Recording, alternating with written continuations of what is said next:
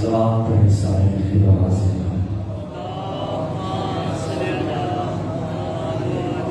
باقی اپنی زبان کو معطر فرمائیے درود پر محمد و آل محمد.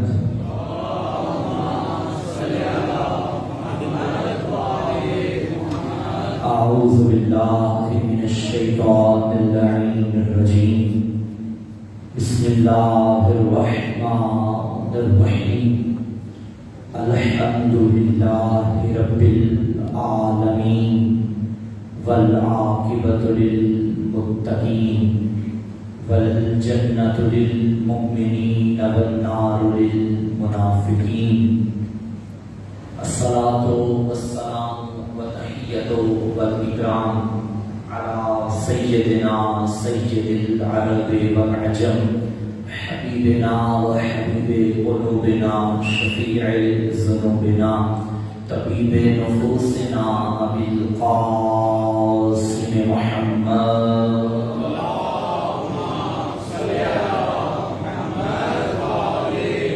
وآلہ الطیبین الطاہرین المعصومین المظلومین المنتخبین المنتجبین ولعنۃ اللہ علی اعدائہم اجمعین ومنکر ولایتہم ومناقبہم ومصائبہم وعزائہم اجمعین. اما بعد فقد قال رسول اللہ صلی اللہ علیہ وآلہ وسلم. بسم اللہ الرحمن الرحیم. کل عین باقیۃ فی یوم القیامہ الا عین بقت علی مصائب الحسین صلوات.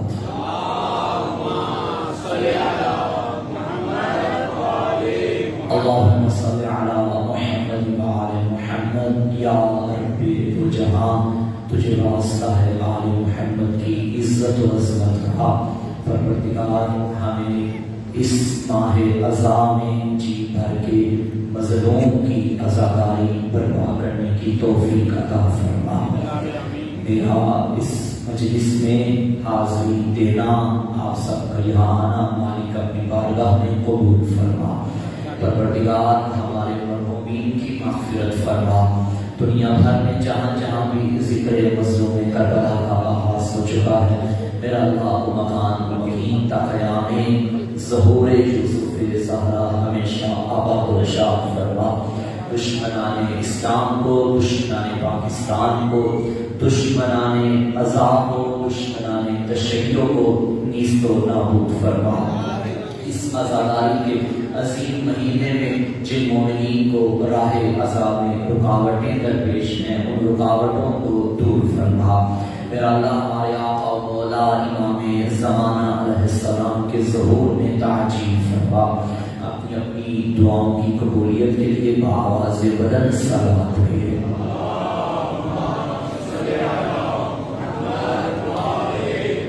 نعرہ تکبیر. جواب دیجیے. نعرہ تکبیر، نعرہ رسالت، نعرہ رسالت، نعرہ حیدری، نعرہ حیدری. حسینیت، یزیدیت، دشمنان اہل بیت پہ لعنت. برائے عظمت شہدائے کربلا بلندتر صلوات.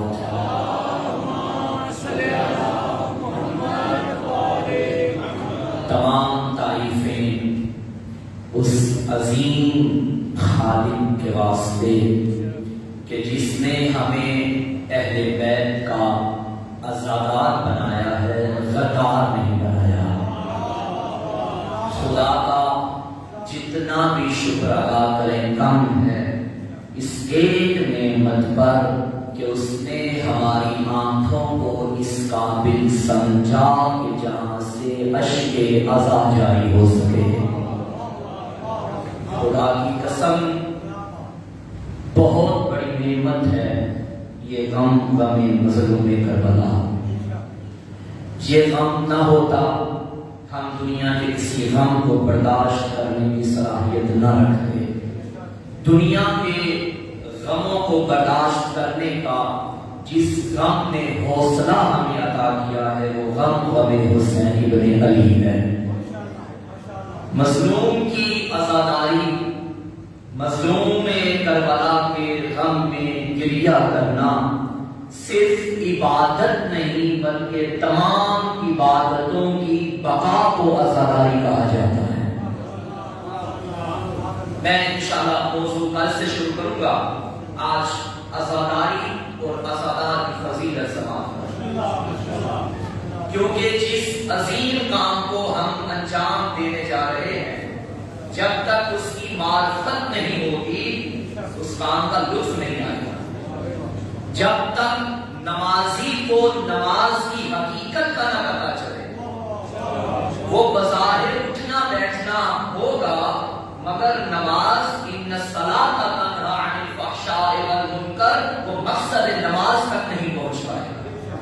اور اسی طرح جب تک عزادار کو پتہ ہی نہ ہو کہ میں سینے پہ ہاتھ مار رہا ہوں میرا مقصد کیا ہے، وہ اس عزاداری کے مقصد تک نہیں پہنچ پائے گا۔ عزاداری یعنی ذمہ داری، عزاداری یعنی حق کی طرفداری، عزاداری یعنی باطل سے بیزاری۔ ہر حق اگر تمہیں نکھرتا ہوا دکھائی دے سمجھو حسینیت زندہ باد ہے، ہر باطل مرتا دکھائی دے سمجھو یزیدیت مردہ باد ہے۔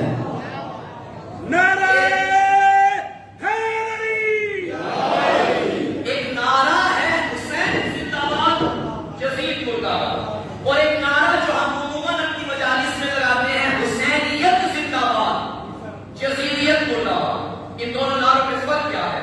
حسین زندہ باد ہے کوئی شک نہیں، حسین زندہ باد مطلب ذات حسین زندہ باد، وجود حسین زندہ باد، پیکر عصمت زندہ باد، فخر علی و بطول زندہ باد، حسینیت زندہ باد، مقصد حسین زندہ باد۔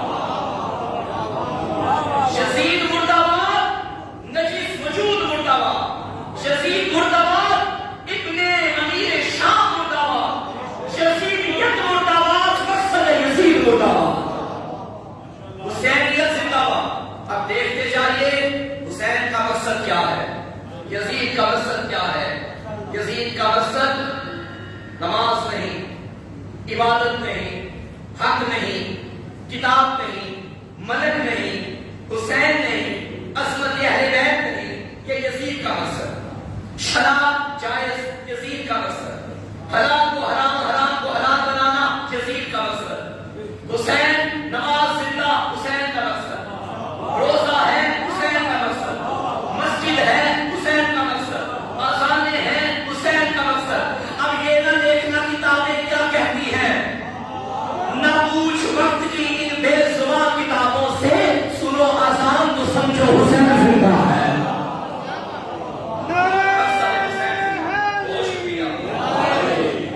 مقصد حسین زندہ ہے۔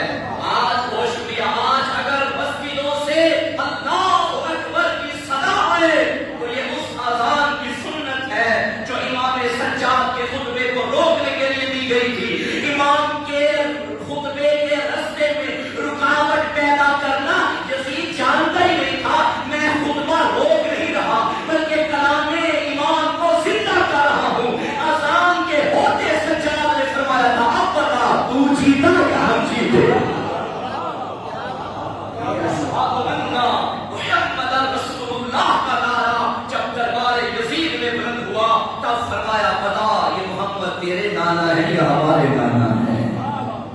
اگر تیرے نانا تو جیت گیا، ہمارے نانا تو ہم جیت گئے۔ قطعاً جیت ہار کا تعلق یہ نہیں ہوتا کہ جو جس نے مارا وہ جیتا اور جو مر گیا وہ ہار گیا۔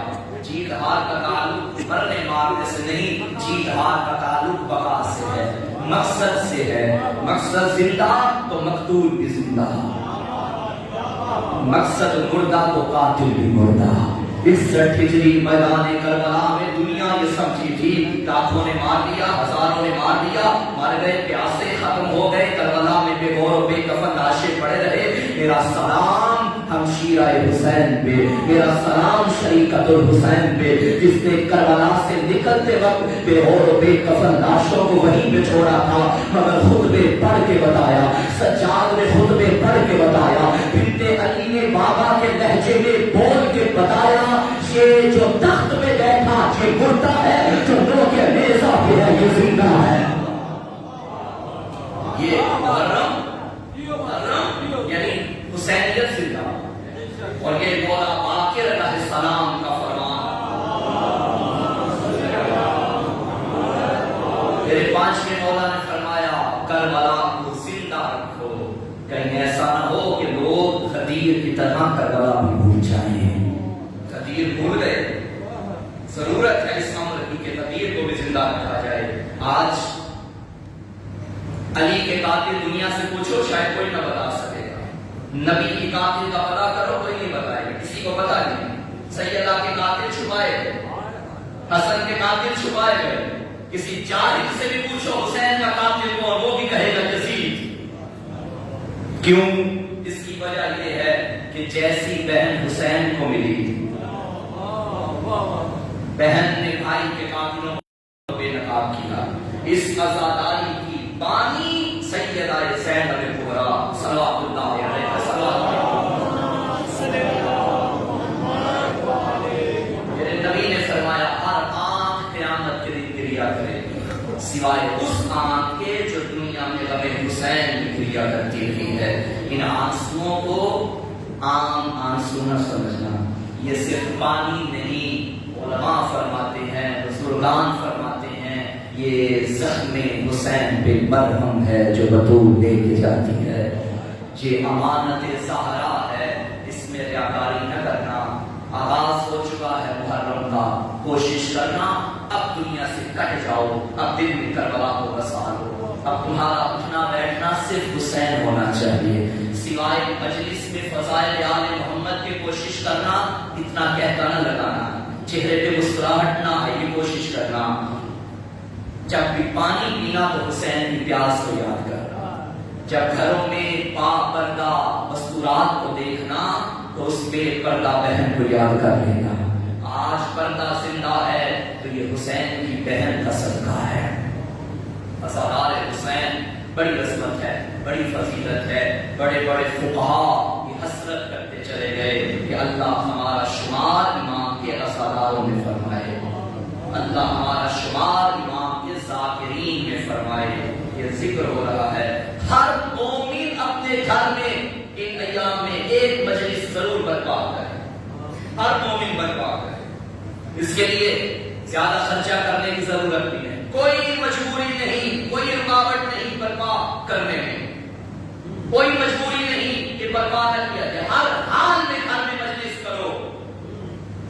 مولانا پیسے نہیں، خرچہ بڑا ہوتا ہے، نہ کیجیے خرچہ، نہ بلائیں کسی عالم کو، نہ بلائیں کسی ذاکر کو، اپنے چھوٹے چھوٹے بچوں کو گھر میں بٹھا، اکیلے میں بٹھا اور انہیں بتا کہ ایک بہن اور بھائی کی کہانی 28 رجب کو چلے تھے، کربلا میں مارے تھے۔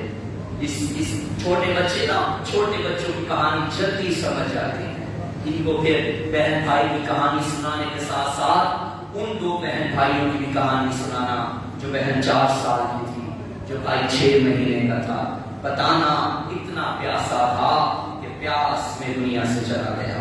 وہ بہن بھائی کو پانی بھی نہ پلا سکی، تیرے بچوں کے دل میں کربلا بس جائے۔ عام عبادت نہیں، ہم بقا او ابقا او تباقا وجبت لہ الجنہ، جو ہمیں حسین نے روئے رلائے یا رونے کی شکل بنائے، اس پہ جنت واجب ہے۔ یہ معمولی عبادت نہیں، اب جنت تو تجھ پہ واجب ہو گئی، کوشش کرنا اس واجب شدہ جنت کو کہیں حرام نہ کر بیٹھنا خود پہ۔ یہاں آنسو بہایا، جنت واجب ہو گئی۔ اشکے عزائے حسین کے نکلنے کا تقاضا یہ ہے تیری آنکھ حرام سے بچی رہے، جہاد سینے پہ آنے کا تقاضا یہ ہے جہاد حرام سے بچا رہے، یہ قدم جو گھر سے چل کے عزائے حسین میں آئے ان کا تقاضا یہ ہے یہ کبھی حرام کی طرف نہ اٹھے، تیرا بہتر ایسا ہو تجھے دنیا دیکھے، دنیا کو کربلا یاد آ جائے، اپنے وجود کے اندر کربلا بڑی فضیلت. آیت اللہ آغائے بروجردی جو کہ آغائے خمینی کے بھی استاد رہے ہیں. سنیں گے عزادار کی فضیلت کیا؟ وہ عزادار جو حقیقی عزادار حسین. آغائے بروجردی کافی ضعیف العمر تھے. ایک مرتبہ اپنے طلباء کو علماء کو درس دے رہے تھے کہ شاگردوں میں سے کسی ڈانٹے شاگرد نے پوچھ لیا کہ قبلہ آپ کی عمر کا تقاضا تو یہ ہے کہ آپ کی آنکھیں بینائی سے کمزور ہو جاتی، آپ کی آنکھیں نابینا آپ ہو جاتے، اس طرح عام حالت میں بزرگان پہ یہ حالت آ جاتی. تو اس عمر میں بھی آپ کی آنکھیں بالکل ٹھیک، آپ کی نظر بالکل ٹھیک. سنیں گے آغا بروجردی نے کیا فرمایا تھا. بہت بڑے عالم آغا خمینی کے بھی استاد، انہوں نے فرمایا کہ میں بچپن سے خواہش رکھتا تھا کہ میں جب تعلیم حاصل کر لوں، علم دین پڑھ لوں، اللہ مجھے اجتہاد کی منزل پہ لے جائے، میں مجتہد بن. ابھی میں مبتدی طالب علم تھا کہ میری بینائی کمزور ہو گئی، میری آنکھوں سے دیکھنا میرے لیے مشکل ہو جاتا تھا، پڑھنا مشکل ہو جاتا تھا. میں نے استغاثہ کیا امام زمانہ سے کہ مولا ابھی تو بڑی عمر ہے، ابھی تو بڑا عرصہ ہے، میں پڑھنا چاہتا ہوں، ابھی سے میری آنکھیں کمزور ہو گئی. مجھے امام نے خواب میں فرمایا اے بروجردی میرے دادا حسین کے چہلم کے دن آ رہے ہیں، کسی جلوس میں چلے جانا اور کسی بھی عزادار کے قدموں کی خاک اٹھا لینا، اپنی آنکھوں پہ مل لینا، تیری بینائی ٹھیک ہو جائے گی. آغائے بروجردی فرماتے ہیں چہلم آنا تھا، میں جلوس کے کونے میں کھڑے ہو کے دیکھتا رہا، مجھے ایک عزادار نظر آیا جو بالکل خلوص کے ساتھ مظلوم کی عزاداری کر رہا تھا. میں نے قدموں سے خاک اٹھائی، آنکھوں پہ ملی. وہ دن اور آج کا دن میری آنکھیں ایسے دیکھ رہی ہیں جیسے چھوٹے بچے کی آنکھیں. کوئی عمر کا عمر کے تقاضے مجھ کے غالب نہیں آئے. یہ عزاداری سید الشہداء ہماری بنیاد، ہماری بقا. ایک انگریز کا کہنا ہے کہ اگر مسلمانوں کے پاس تین چیزیں نہ ہوتی نسل اسلام مٹ جاتا، مسلمان ختم ہو جاتے. ان تین چیزوں نے اسلام کو تحفظ عطا کیا. پہلی چیز حج بیت اللہ. ساری دنیا کے مسلمان ایک مرکز میں اکٹھے ہوتے ہیں. یہ صرف اسلام میں ایک رکن نہیں، یہ صرف ایک عبادت نہیں، بلکہ مسلمانوں کی بقا کے وجود کی ضامن بھی ہے. یہ عبادت حج بیت اللہ سے خدا ہر کسی کو یہ سعادت نصیب فرمائے. اور دوسری چیز تلاوت قرآن مجید. یہ ہے تو ہمارا وجود ہے. اور میں آپ کو بتاؤں تلاوت قرآن کا اتنا اجر ہے، معصوم فرماتے ہیں جس گھر میں قرآن کی تلاوت کی جائے عرش والوں کے لیے فرش میں یہ گھر ایسے چمکتا ہے جیسے فرش والوں کے لیے عرش کے ستارے چمکتے ہیں. تلاوت قرآن. اور تیسری چیز عزاداری حسین ابن علی. یہ ایسی قوت ہے ہمارے پاس. کسی بھی قوم کو ختم کرنے کے لیے تین چیزوں کا ہونا ضروری ہے. یہ تین چیزیں، یہ تین نقائص، تین خامیاں کسی قوم میں آ جائیں، سمجھ آ رہی ہے میری بات؟ تین خامیاں آ جائیں تو قوم ختم ہو جاتی ہے. پہلی، اگر قوم کسی کے آگے جھک جائے وہ قوم زیادہ دیر زندہ نہیں رہ سکتی. دوسری چیز، اگر قوم کسی کے آگے ٹک جائے وہ قوم زندہ نہیں رہ سکتی. تیسری خامی، اگر قوم بکھر جائے وہ قوم زندہ نہیں رہ سکتی. نہ ہم بکے ہیں، نہ ہم جھکے ہیں، نہ ہم بکھرے ہیں. کون سی ایسی نعمتیں ہیں جنہوں نے نہ ہمیں جھکنے دیا، نہ بکنے دیا، نہ بکھرنے دیا؟ جس نے بکنے نہیں دیا وہ ولایت علی ہے. جس نے جھکنے نہیں دیا وہ عزاداری سید الشہداء ہے. اور جس نے بکھرنے نہیں دیا وہ نظام مرجعیت ہے. یہ تین طاقتیں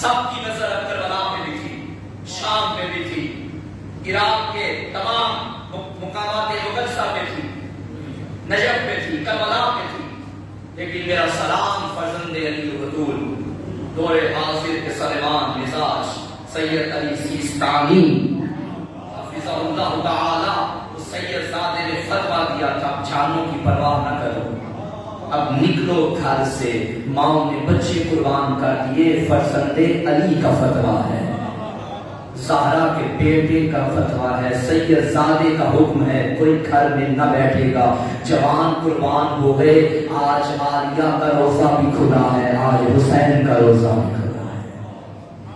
سید علی سیستانی خدا سید رسول اللہ کو دنیا عمر عطا فرمائے اور ہمارے سامنے ان کا سایہ ہمیشہ قائم و دائم رہے۔ اربعین پہ آپ چلے جائیں، جنہیں سعادت نصیب ہوئی ہے، نجف سے لے کے کربلا تک کی شاہراہوں ان شہداء کی تصویریں لگی، ہر چوک پہ ہر موڑ پہ شہداء کی تصویریں لگی ہیں۔ عراق کے مومنین نے کہا تھا ہمارا سیستانی کی تصویروں سے پورا عراق بھر دیں گے، سید نے فرمایا تھا خبردار میری کوئی تصویر نہیں لگے گی، شہیدوں کی تصویریں لگیں گی۔ یہ شہادتیں سید الشہداء کی نالین کا صدقہ ہے، اور شہید کا لہو اپنا ایک اثر رکھتا ہے۔ یہ قوم کیسے ختم ہو سکتی ہے جس قوم کی بنیاد کو کربلا کہتے ہیں، جہاں شہداء کربلا کا وجود، اگر یہ قوم مرنے سے ختم ہو جاتی تو ہم کربلا میں ختم ہو جاتے۔ قومیں مرنے سے ختم نہیں ہوتی، قومیں نظریوں کے مرنے سے ختم ہوتی، جسموں کے مرنے سے قوم نہیں مرتی، نظریہ مر جائے تو قوم مر جاتی۔ ہمارے نظریے کا وارث آج بھی موجود ہے، آج بھی غیبت کے پردے میں وہ مہدی برحق موجود ہے کہ جس کا فرمان ہے اے ہمارے شیعو اگر ہماری نظر کرم تم پہ نہ ہوتی تو دشمن تجھے اس کو نابود کر دیتا۔ آج اگر عزاداری زندہ ہے یہ تیرا میرا کمال نہیں، یہ وارث کربلا کا کمال ہے، یہ منتقل خون حسین کا کمال ہے۔ وہ یاد رکھنا کبھی کسی ذاکر عالم خطیب بانی عضلات محقق کے ذہن میں یہ گمانے باطل نہ ہے کہ میں ہوں اور مجلس ہو رہی ہے، میں ہوں تو ماتم ہو رہا ہے، تو نہیں تھا مجلس پھر بھی تھی، تو نہیں تھا ماتم پھر بھی تھا، کیوں؟ ہم عزاداری کی وجہ سے ہیں، عزاداری ہماری وجہ سے نہیں ہے، ہم عزاداری کی وجہ سے ہیں، ہم سر اٹھا کے جیتے ہیں کیونکہ ہمارا رہبر حسین ہے۔ اس عزاداری کو زندہ رکھیے، عزاداری نعمت خداوندی ہے، عزاداری امانت سیدہ ہے۔ آج کی تقریر سے ایک جملہ لے کے جائیے، کل سے انشاءاللہ میں اپنا موضوع آغاز کروں گا، انشاءاللہ آخری مجلس کا خدا کرم فرمائے توفیق دے نبھانے کی کوشش کریں گے۔ آج میں صرف 2-4 باتیں کرنا چاہتا ہوں۔ جس کام کے لیے قدم اٹھائیں پہلے اس کام کی معرفت ہونی چاہیے۔ آپ جو کر رہے ہیں اس کی معرفت کا نہیں علم، اس کے مقصد کا نہیں علم، تو آپ کا یہ کرنا خدا نہ کرے کہ ضائع ہو جائے۔ ایک ایک قدم ابن حجر کا جملہ ہے، وہ فرماتے ہیں کہ جب تم مجلس کے لیے جاؤ کوئی تم سے پوچھے کہ کہاں جا رہے ہو تو کہنا میں کربلا جا رہا ہوں۔ مجلس میں آنے کے لیے کربلا کی نیت رکھنا، اور کربلا سے واپس خالی دامن نہ آنا، حر بن کے آنا۔ روزے کو چوم لینا صرف کمال نہیں ہوتا، صحبت میں بیٹھ جانا صرف کمال نہیں ہوتا۔ ظرف کی بات ہے، کوئی کتنا لے، صحبت میں بیٹھنے والے اور بھی تھے نبی کی، مگر صحبت میں بیٹھنے والا علی بھی تھا نبی کی۔ اپنا اپنا کمال ہے، کون کیا دیتا ہے۔ زائرین جاتے ہیں، خدا توفیق دے، مزید توفیق دے، مگر زائرین کو بھی چاہیے کہ کربلا جائیں، ہاں بازار سے تبرکات لے کر آتے ہیں، لے کے آنے بھی چاہیے، بابرکت ہیں، کھجورے لے آئے، فلاں چیز لے آئے، فلاں چیز لے آئے، ہر سائر کوشش کرتا ہے میں کچھ نہ کچھ یہاں سے لے کے جاؤں، لے کے آنا بھی چاہیے، لیکن مقصد اسے نہ رکھیں جس کے پاس گئے ہیں وہ چراغ ہدایت تھا، اگر وہاں سے ہدایت نہیں لے کر آئے تو کچھ بھی نہیں لے کر آئے۔ اس مجلس میں آئے، یہ سفینہ نجات کی مجلس ہے، یہ چراغ ہدایت کی مجلس ہے، یہاں سے نجات کا پروانہ بھی لے کر جائیں، یہاں یہاں سے ہدایت بھی لے کر جائیں. ایک عبادت کا آغاز ہو رہا ہے اور انشاءاللہ 2 مہینے 8 دن اور مسلسل پورا سال، کہ یہ 2 مہینے مختص ہے عزاداری کے ساتھ. ان ایام میں بھرپور خلوص کے ساتھ پہلی توجہ آپ کی ہونی چاہیے، کوشش کریں بغیر وضو کے مجلس میں نہ بیٹھیں. آپ خود نوٹ کریں گے کہ بغیر وضو کے مجلس میں بیٹھنے کی تاثیر کیا ہے اور باوضو بیٹھنے کی تاثیر کیا ہے.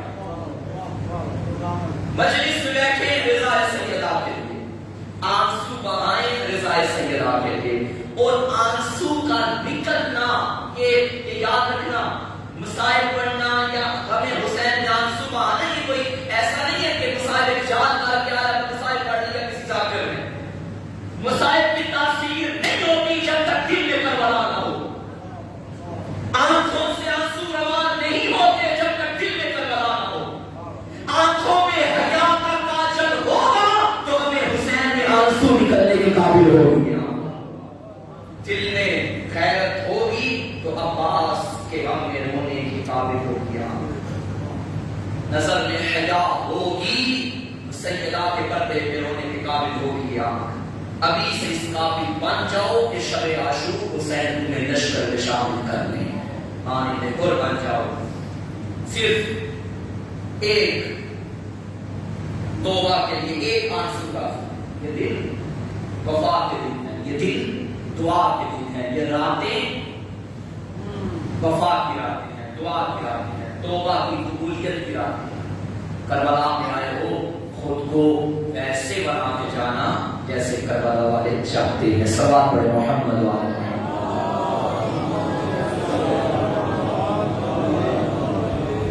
کوشش یہ کیجیے کہ مقصد حسین فراموش نہ ہو جائے. پریشان تو نہیں ہو رہے؟ مقصد حسین کو زندہ رکھیں. جس کام کے لیے، جس امر کے لیے، جس مقصد کے لیے فرزند زہرا نے سر کٹایا تھا اس مقصد کو زندہ رکھیں. نماز قضا نہ ہو پائے، عبادت واجبات قضا نہ ہو پائے. کبھی بھی نماز کا اور عزاداری کا کمپیریزن نہ کرنا کہ عزاداری کریں یا نماز پڑھیں. نماز بر وقت، عزاداری ہر وقت. جو نماز کا وقت ہے اس میں نماز ادا کیجیے، جو عزاداری کا وقت ہے عزاداری کیجیے، ہر ٹائم عزاداری کیجیے، کوئی رکاوٹ نہیں. واجب کو واجب کی نیت سے واجب کے وقت میں ادا کیجیے، ضروری ہے. نماز اور حسین کا رشتہ جانتے ہو؟ کبھی کربلا میں حسین اور نماز اکٹھے ہو جاتے ہیں، کبھی مسجد نبوی میں نماز اور حسین اکٹھے ہو جاتے ہیں. کشتے رسالت میں حسین سوار ہو جاتے ہیں. اللہ کا حکم ہے حسین سجدہ پڑھا، تیری کشت پہ حسین آ گیا. کتنی مرتبہ تسبیح سجدہ کی تلاوت کی؟ 70 مرتبہ یا 72 مرتبہ.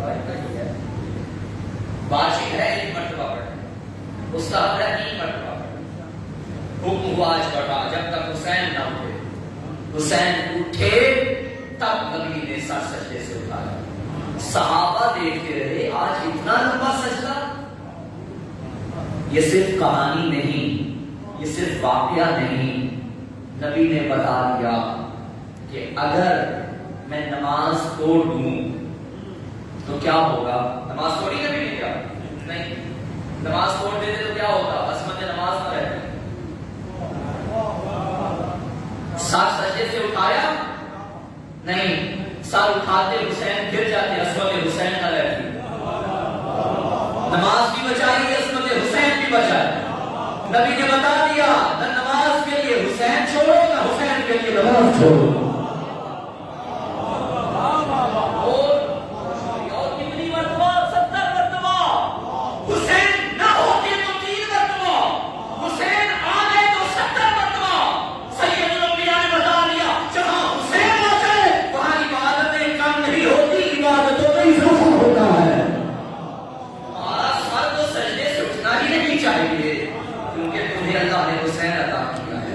ایک عیسائی بول رہے جملے ہیں، اس نے کہا خدا کی قسم اگر ہمیں یہ 2 کردار مل جاتے ہم اپنے مکتب کو پوری دنیا میں پھیلا دیتے. ایک کردار زینبی، یہ دو کردار ایسے ہیں پوری دنیا میں عیسائی مذہب کا مورخ کہتا ہے ہم کھلا دیں گے اپنے مذہب کو، اپنے مذہب کو. یہ وہ کردار ہیں جو بھی مانگے اللہ نے ہمیں عطا کیے ہیں. زینبی بنیے، حسینی بنیے، کردار سے حسینی بنیے. ان ایام میں، ان راتوں میں مجلسوں سے استفادہ کیجیے.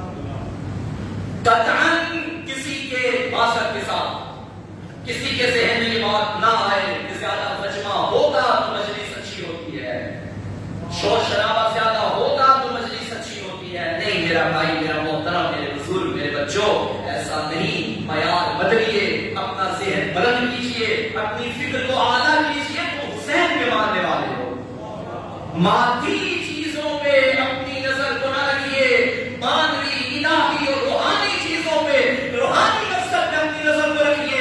یاد رکھنا مجلس کی کامیابی، چونکہ آج پہلی رات ہے تو آج سے ہی آپ کے ذہن باندھے مجلسوں میں جانے کے لیے. مجلس کی کامیابی یہ نہیں کہ زیادہ بھیڑ ہو جائے، مجلس کی کامیابی یہ ہے کہ کردار میں تبدیلی آ جائے. آئے تھے تو بے نمازی تھے، کامیابی یہ ہے اٹھ کے جا تو نمازی بن کے جا. اللہ نہ کرے تیری کوئی ماں بہن آنے سے پہلے پردے کو اہمیت نہ دیتی تھی. تقاضۂ مجلس یہ ہے اٹھ کے جائے تو پردہ دار بن کے جائے، بنت علی سے وعدہ کر کے جائے. مجھے یاد ہے ہم جب زیارت پہ گئے آیت اللہ العظمیٰ قبلہ آقا حافظ بشیر حسین نجفی رضی اللہ عنہ کی خدمت میں، ان کے مناظر میں جب ہم گئے، ان سے درس لیا. ایک سوال انہوں نے کیا، یقیناً باقی زائرین سے کیا ہوگا اور اکثر کرتے ہیں. ہم سے پوچھنے لگے کہ بتائیے پاکستان سے آنے والے زائرین، ابھی آپ نجف میں اولادیہ کے حرم میں گئے تھے، وہاں سے زیارت کر کے آئے ہیں، زیارت قبول ہو گئی ہے یا نہیں ہوئی؟ اب یہ سوال تھا، کسی کے بھی واقعہ ایک سوال تھا. سب نے ایک دوسرے کو دیکھا، ہمیں کیا معلوم کہ قبول ہوئی ہے لیکن ہمارا کام تو ہے زیارت کرنا. سب خاموش. انہوں نے فرمایا تمہیں جب یہی نہیں معلوم کہ قبول بھی ہوئی ہے یا نہیں تو تمہاری زیارت کا فائدہ کیا؟ اس قابل تو زیارت ہو کہ زائر کو پتا چلے کہ قبول ہوئی ہے. تب جواب انہوں نے خود دیا، فرمایا علی کے روزے پہ جانے سے پہلے اور تھے، نکلے ہو تبدیلی آئی ہے تو سمجھو زیارت قبول ہو گئی ہے. اگر علی کے در پہ جانے سے پہلے بھی ویسے تھے، علی کے در پہ آنے کے بعد پھر بھی ویسے ہیں، نہ مزاج میں تبدیلی، نہ گفتار میں تبدیلی، نہ کردار میں تبدیلی، نہ رفتار میں تبدیلی، تو زیارت کا کوئی فائدہ نہیں. یہی میں جملہ عرض کروں گا، اگر مجلس حسین کے آنے سے پہلے اور تھے اور اب کردار میں تبدیلی آ گئی، 2 مہینے کے بعد، 10 دنوں کے بعد جب بھی اپنے کاروبار کے لیے جائیں، اسکول جائیں، کالج میں جائیں، آپ کے دوست احباب آپ کو دیکھ کے یہ خود فیل کریں کہ یہ کسی مدرسے سے پڑھ کے آ رہا ہے. یہ وہ ادارہ ہے جہاں تعلیم بھی دی جاتی ہے، جہاں تربیت بھی دی جاتی ہے. حسین بے جان قربان. چاند آج سے انشاءاللہ میں موضوع شروع کروں گا. چاند بھی بنایا ہے محرم کا. یہ وہ چاند ہے جس چاند میں زینب اجڑ گئی ہے. یہ وہ چاند جو بنت علی کی غربت کا چاند ہے. یہ وہ چاند ہے جس چاند میں ایک پل میں جوان حسین ضعیف ہو گیا. اس چاند میں حسین کی بینائی ختم ہو گئی. اس چاند میں حسین کی کمر ٹوٹ گئی. اس چاند میں لیلا کی بینائی چلی گئی. اس چاند میں بی بی رباب کی جھولی اجڑ گئی. اس چاند میں ایک جنگل آباد ہو گیا. کربلا آباد ہو گئی. اہل غزہ، یہ حسرت تھی نبی کی بیٹی کی. جب حسین دنیا میں آیا نا، نبی نے ہاتھوں میں اٹھایا، آنکھوں سے آنسو جاری ہو گئے. جانتے ہیں آپ پہلی مجلس کب برپا کی گئی؟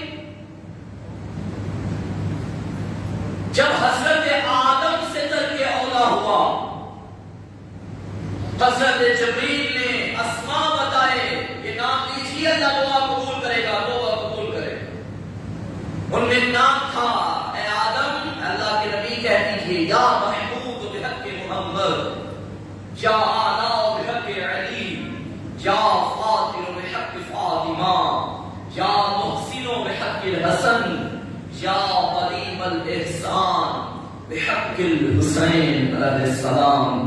आदम का कहना था जबरील ये 5वां नाम कैसा है?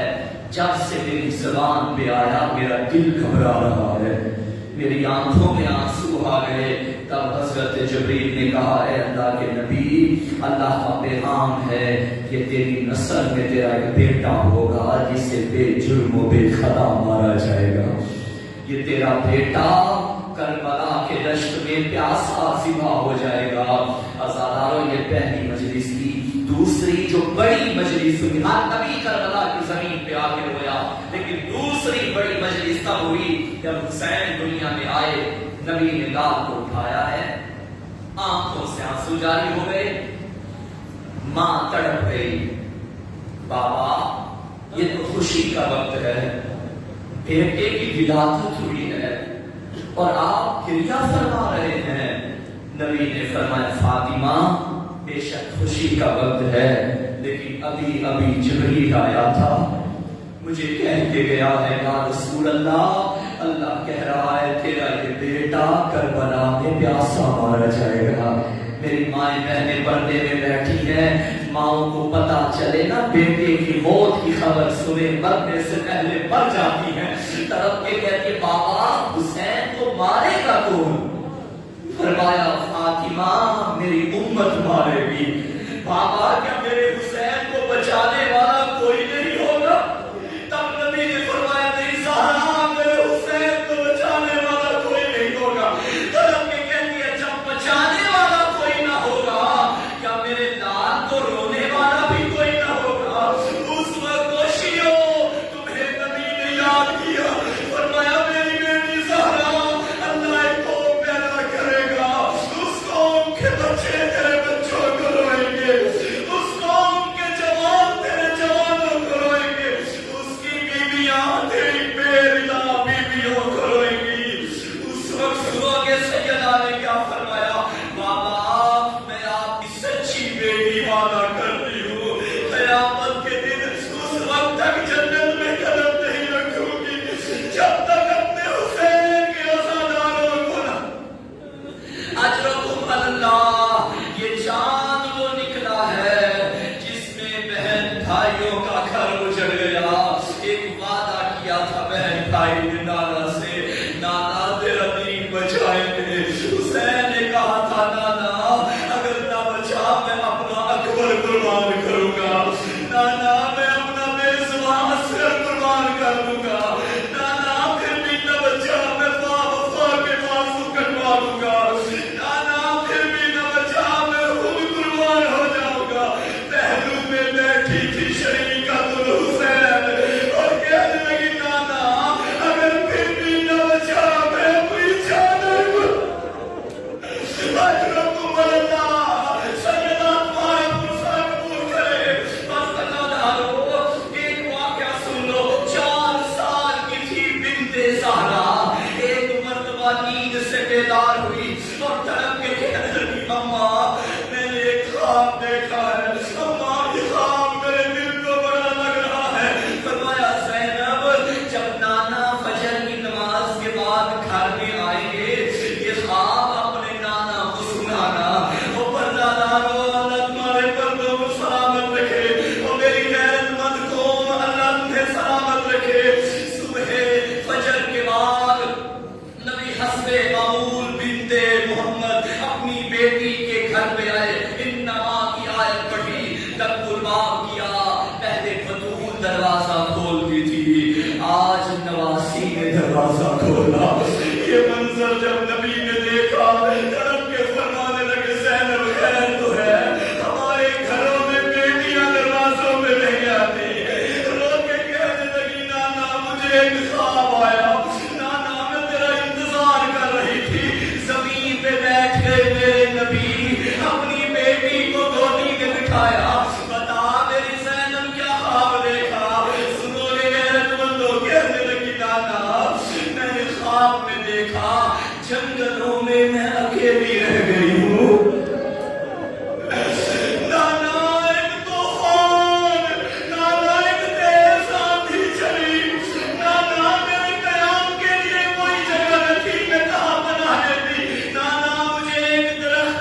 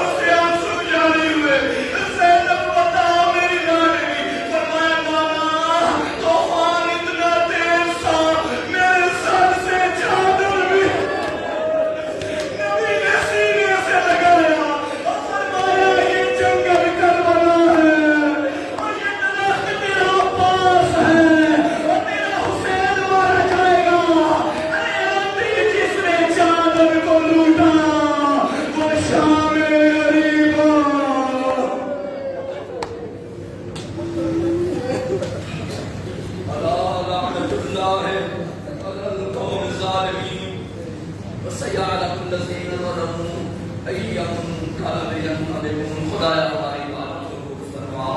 میرا اللہ ہمیں جی بھر کے مظلوم کی ازاداری کرنے کی توفیق عطا فرما. میرا اللہ ہر ازادار کی حفاظت فرما.